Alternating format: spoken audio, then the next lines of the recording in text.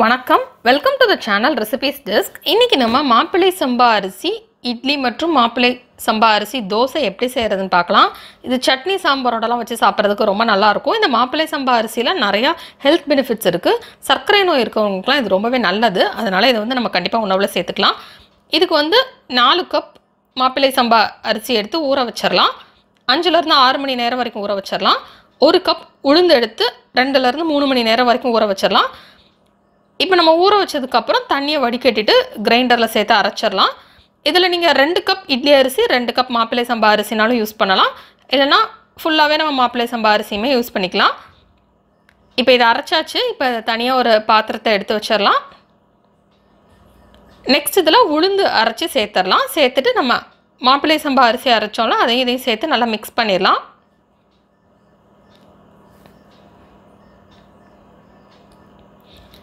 இது கிரைண்டரில் போட்டு உளுந்து 30 நிமிஷம் கிரைண்ட் பண்ணிடலாம். இந்த அரிசியை 35லேருந்து 40 நிமிஷம் வரைக்கும் கிரைண்ட் பண்ணிக்கலாம்.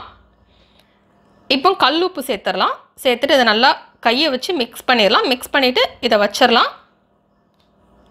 6லேருந்து 7 மணி நேரம் கழித்து மாவு நல்லா பொங்கி வந்துடும். அதுக்கப்புறம் நம்ம இதை யூஸ் பண்ண ஆரம்பிச்சிடலாம்.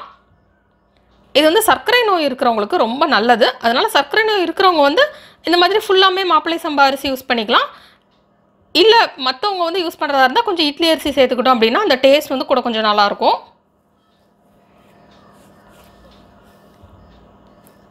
இதில் நம்ம இட்லி செய்கிறதா இருந்தால் ஃபஸ்ட்டு செஞ்சிடலாம்.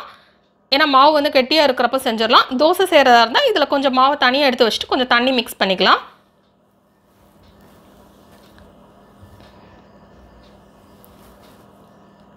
இது ரொம்பவே ஹெல்த்தி. அதனால் கண்டிப்பாக இந்த அரிசியை நம்ம உணவில் சேர்த்துக்கிறது நல்லது.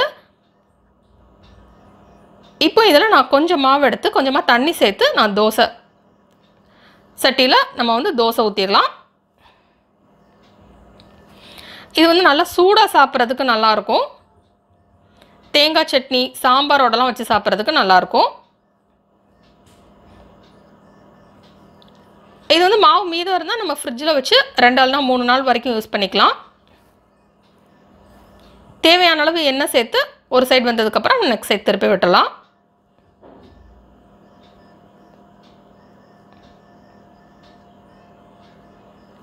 இது நல்லா லேசாக ஊற்றணும். அப்போ தான் அந்த டேஸ்ட் நல்லாயிருக்கும்.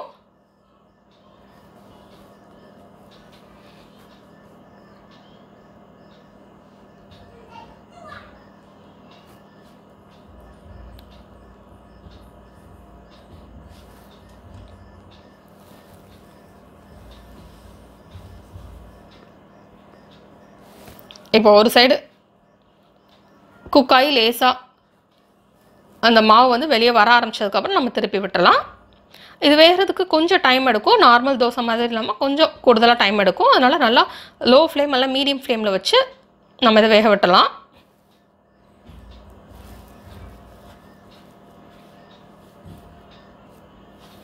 இந்த மாப்பிள்ளை சம்பா அரிசி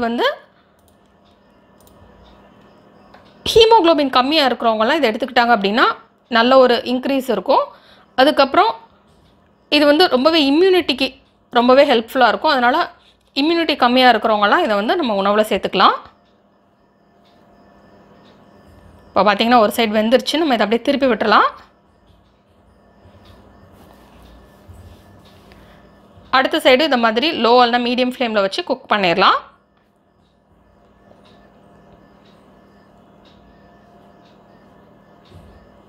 இதனால் சூடாக சாப்பிட்றதுக்கு தான் நல்லாயிருக்கும். ஆறிடுச்சுன்னா நல்லா இருக்காது. அதனால் எப்போவுமே இந்த தோசை சூடாகவே சாப்பிட்ருங்க.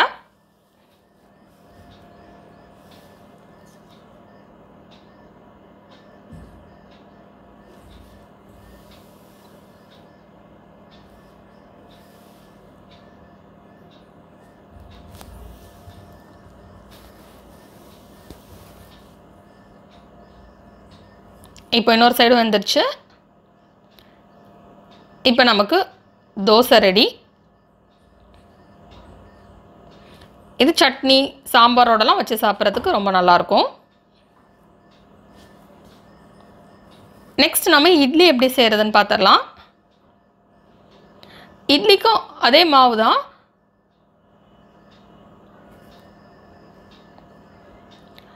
இதுலேயுமே இட்லி வந்து நீங்கள் சூடாக சாப்பிட்டா தான் நல்லாயிருக்கும். இட்லிக்கு வந்து நம்ம தண்ணியெல்லாம் மிக்ஸ் பண்ண வேண்டாம்.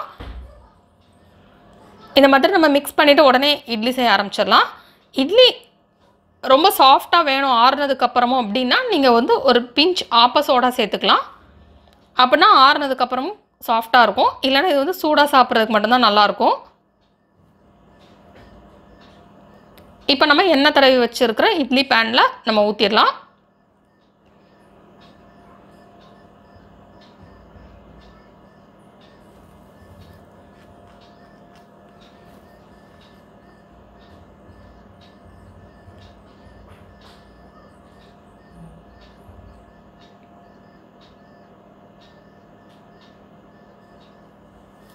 இப்போ இதை நம்ம நார்மலாக வேக விட்டுடலாம்.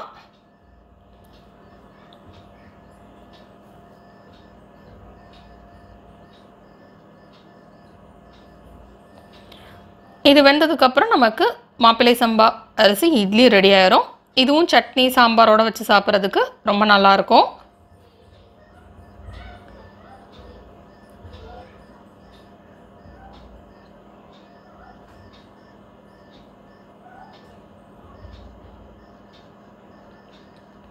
இந்த ரெசிபி நீங்கள் வீட்டில் ட்ரை பண்ணி பாருங்கள். இந்த ரெசிபி உங்களுக்கு பிடிச்சிருந்தா லைக் பட்டன் கிளிக் பண்ணுங்கள். உங்கள் ஃப்ரெண்ட்ஸோட இந்த ரெசிபியை ஷேர் பண்ணுங்கள்.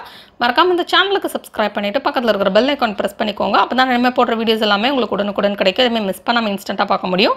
இந்த ரெசிபியை ட்ரை பண்ணிவிட்டு எப்படி வந்திருக்கு அப்படின்றது கீழே உள்ள கமெண்ட்ஸ் பாக்ஸில் மறக்காமல் சொல்லுங்கள்.